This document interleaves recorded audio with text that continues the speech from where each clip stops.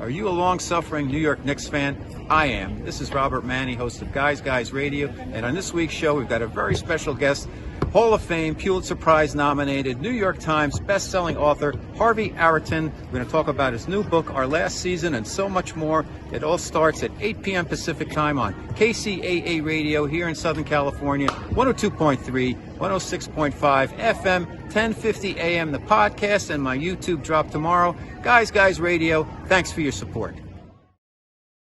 Special place in my heart for the world of sports, and I'm thrilled that I've got one of the top sports writers of our generation on the show today. His name is Harvey Araton, and I have read him for years during my career in New York City and my life in the New York's tri-state area. And he has just come out with a book. It's called Our Last Season, a writer, a fan, a friendship about his close friend and confidant, Michelle Musler. And it's a really great story because it's got a lot of layers to it. It's about the career path for the modern man and woman, corporate executives. It's about the New York Knicks and what's happened to them over the last 30 or 40 years. It's about New York City. It's about friendship. It's a kind of a buddy story, and it's also about the teacher and the student. And it's very germane to me because recently, as I was reading this book, my teacher, and teachers come to you, and I'll ask Harvey about this. Usually they say it's when the student's ready, the teacher shows up. And I think in Harvey's case in the book, his teacher showed up many years ago, and they really grew together. In my case, my teacher was for a spiritual unfoldment class, a woman by the name of Jeanette Meakin. She passed this week, and I'd been with her and attending her classes for the past 3 years, and I got close to her. And very different, she was an older woman who lived in Rhode Island. I'm out here in Southern California, very different lifestyles. But somehow we became very close, and I learned a lot from her. And she reflected a lot of things I needed to learn along my journey. And I think from reading Harvey's book, one of the things I got out of it, it's a fantastic read, is that there was such a great connection between Harvey and Michelle through the years, and it shifted and it shaped itself, and it was really a beautiful story. So Harvey Araton is my guest. Let me tell you a little more about him. He's a longtime New York City sports journalist who worked for 25 years at the New York Times, to which he still contributes. He's the author and co-author of 7 books, including a novel, most recently Driving Mr. Yogi, which was a New York Times bestseller about Yogi Berra and Ron Guidry, famous Yankees. His book, When the Garden Was Eden, was made into an ESPN 30 for 30 documentary, which are fantastic, and Harvey co-produced that. In 2017, he received the prestigious Kurt Gowdy Media Award from the Naismith Memorial Basketball Hall of Fame. He lives in Montclair, New Jersey with his family, and he is just an amazing writer and a great guy and a guy's guy. Welcome to Guys Radio, Harvey Araton. Good to be with you, Robert. Well, let's start right at the beginning. As I mentioned, the teacher seems to show up when the student is ready. And there seem to be a lot of layers in this book. While you were having the idea and concepting the book, did you realize you were going to have all these different layers to the book? The buddy thing, the mentorship, the basketball arc over the years of the Knicks and New York City and professional sports, and your career path and life itself, because it ends with Michelle passing a few years ago. How did that all come together for you? Yeah, I think sometimes with projects like this, you kind of you go in with a preconceived notion, and you have certain themes that you want to present. Obviously, this one, I knew from the very beginning that mentorship, friendship, mutual love of the thing that kind of brought us together, basketball. Michelle is a fan, sitting in that first row behind the Knicks bench for all those years, and me nearby at the press table, at least in the years when the press table was actually on the court. Though I guess the one area that sort of evolved as the book progressed was the theme of aging. I used the vehicle of Our Last Season, which was, I'm not giving away an ending when I don't think when I say that it was the last year of Michelle's life. Also, the first year that I was no longer around the Garden on a regular basis, having left the staff of the Times in 2016. So this 2017-18 season, sort of became the jump-off point for the exploration of our long friendship. But the theme of aging and surrendering, the things by which we define ourselves, whether it be our work or our play, as it was in Michelle's case, became, probably the most intriguing thing for me. And that kind of developed as the book went on. That wasn't something I necessarily foresaw as one of the most, as the most prominent themes of the book. But in the end, with the finished product, because that's something we all face ultimately as we age, which is these tremendous change that we experience. And for some, it comes in a planned way, and others it comes in a more sudden way, whether it's through a job layoff or a health issue. And in this time of pandemic, when we're all kind of dealing with enforced change in our lives, even if it's just something as simple as the daily routines that we're used to, I think it's a pretty relevant topic, and one that I hope people will relate to. What do you think about the notion that the teacher shows up when the student is ready? Do you think that has any relevancy to you and Michelle's connection? Because she seems like she was a good confidant for you, and in her job in corporate kind of HR counseling, if you will, and corporate training, it seemed like that you picked up a lot of tips from her about how to manage your career. You had some trepidations with change. She seemed to really help you through that. And I think you really helped her through some of the changes she had to go through in her life and her career. Initially, I think, the friendship was more something that I pursued out of self-interest. Michelle was there sitting behind the bench. She seemed like a very friendly, interesting person who was open to not just getting to know me, but many of the other sports writers who were around the Garden on a regular basis. But at the time, I was, a very young beat reporter for the New York Post, and anyone familiar with that newspaper, as I know you are, knows that it's a Rupert Murdoch tabloid that thrives on sensational news, and more or less grabbing the reader, by the collar as they walk past the newsstands on the way to work or home in the afternoon.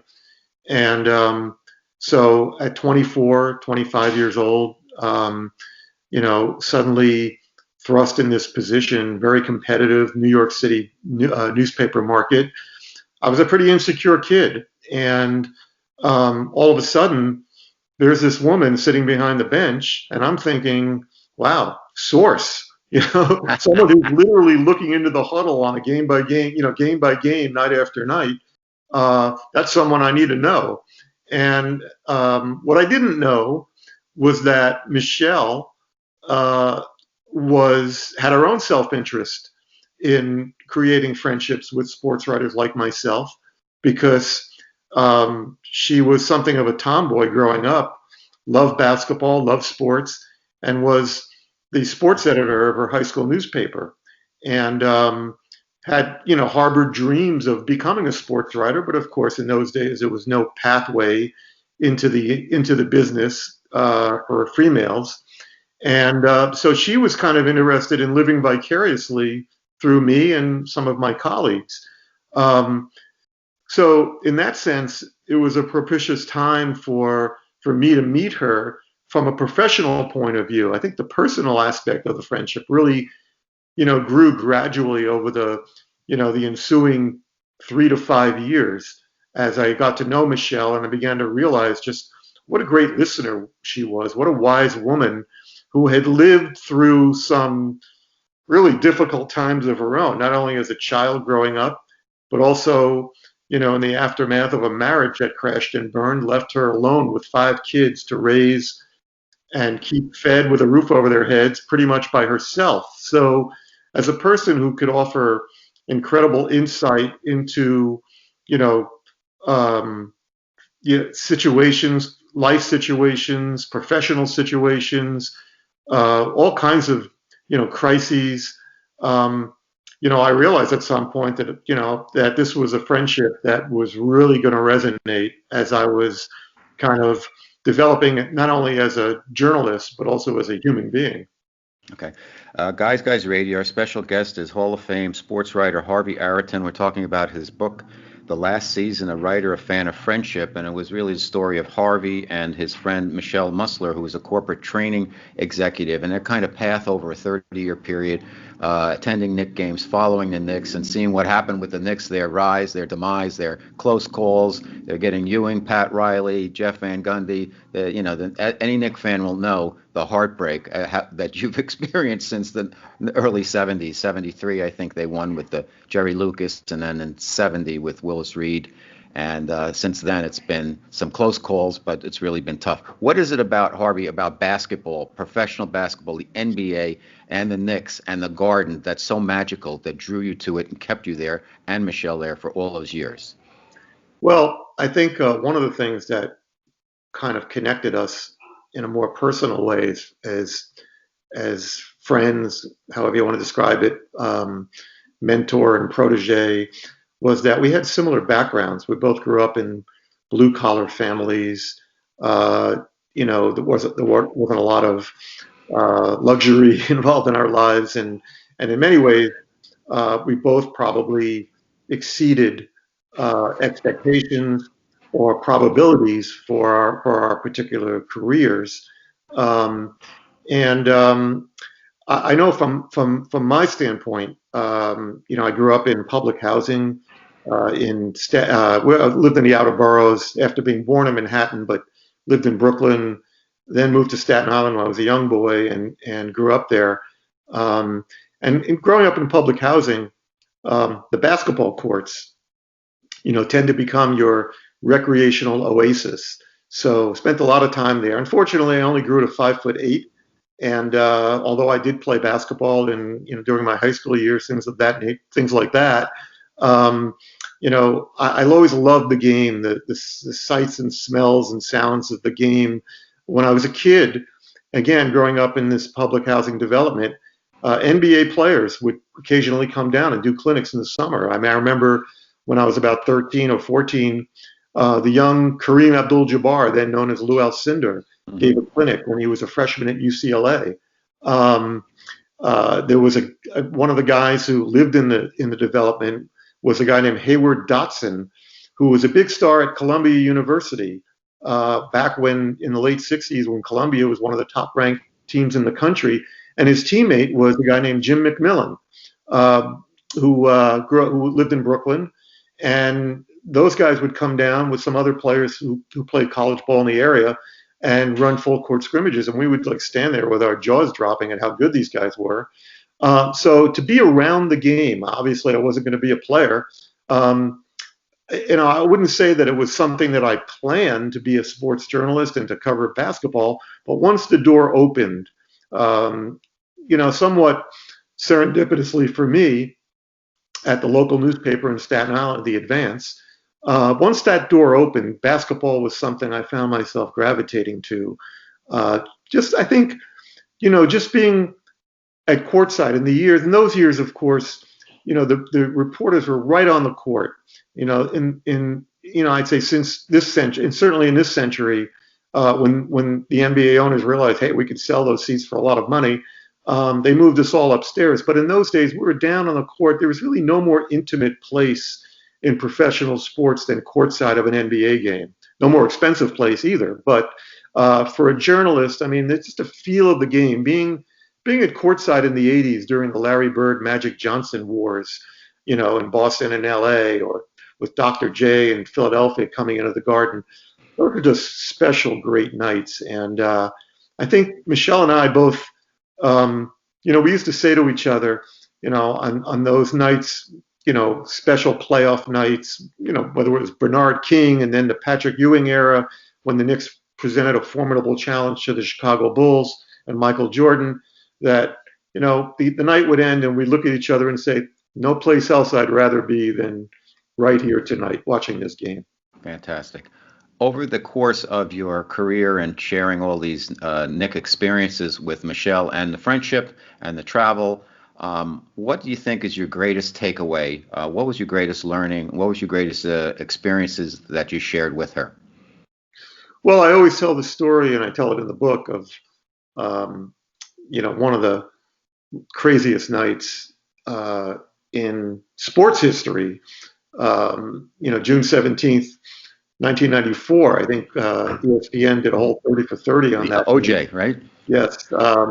And so that was Game 5 of the NBA Finals, and the Knicks and Rockets were tied. I remember.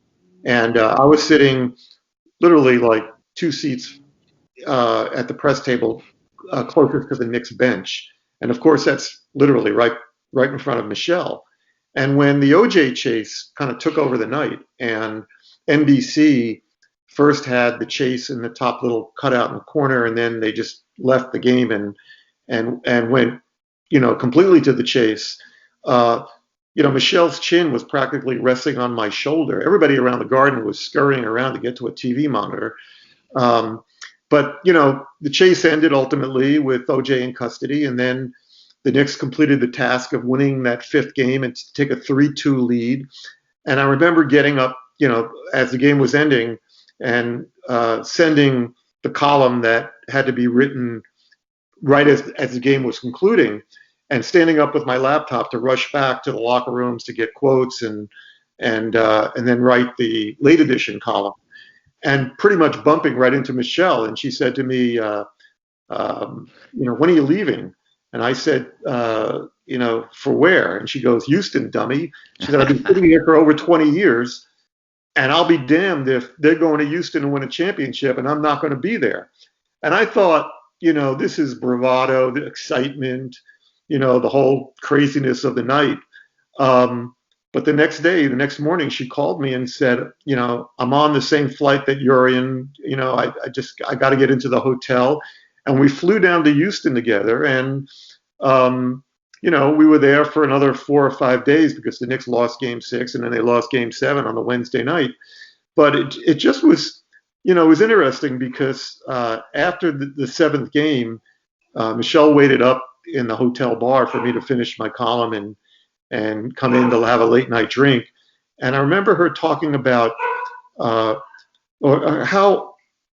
how content she seemed. She was disappointed. She wanted him to win, but she looked at sports in a very transactional way. I mean, as long as she felt the Knicks were giving it their best effort, as long as they were, out there, they showed up. That was her expression. As long as they showed up every night, then she had nothing to quibble about. They had given her a complete season, gone to the 7th, the last possible game that could be played, and lost it by a few points. She wasn't this win or nothing kind of fan. Pat Riley always had that expression, is only winning and misery. Michelle thought that was, pretty much nonsense. There was a lot of room for in between, to be content and happy with the way your team performed and the effort that they gave. And I remember, using that mentality to help form a lot of the column themes that I would write in subsequent years, because you remember, I started out with that mentality in tabloid world. When you win, you're great. When you lose, you suck. When I went to the Times and started writing the column, I always wanted it to be more nuanced. And Michelle, in many respects, became the conscience of my column based on that particular trip and some of the things we shared in the aftermath of Game 7. Mm-hmm. No, that's well stated. So it's more for her, and it looks like you got the same takeaway, whether it's in basketball or in life. It's more about the journey than just winning, because so many of us who've worked in New York, I was in the advertising and marketing business for years, and it was just, pretty cutthroat, and it's like get on that back page, get that ad out there, get, win, win, win, or there's no second place. But after a while, you realize, oh, look at all these things we've managed to do, and look at all that camaraderie and the ability to work together and train people and develop talent and really make a difference becomes bigger than just the short-term winning mentality. Is that accurate, Harvey? Yeah, I think one of the things that I know that some people who have read the book and written to me or called me have said that it spoke to them. The story spoke to